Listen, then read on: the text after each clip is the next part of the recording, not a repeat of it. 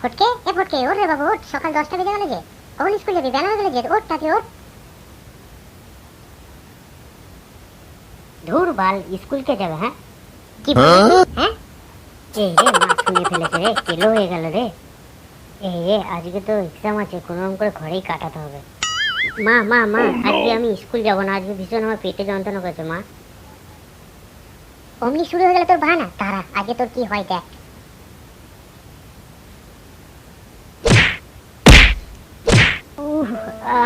বাবা রে, আমাকে মেরে ফেলালো রে।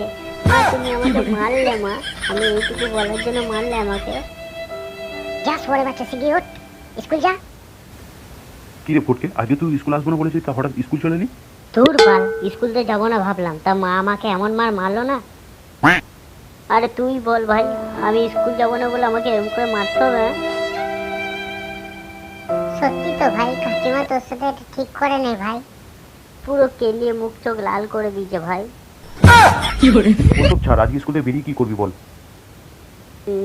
আজকে আজকে পাশের বাড়ি দোতলার ছাদের উপর মালটা এসছে না, ইস, ওর সাথে দেখা করবো বুঝলি।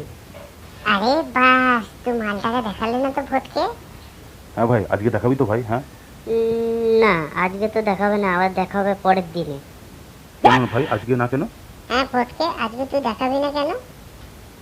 কারণ এটা আসবে নেক্সট পার্টে বন্ধুরা, তখনকার জন্য তোমরা চ্যানেলটাকে লাইক শেয়ার সাবস্ক্রাইব করে দিও।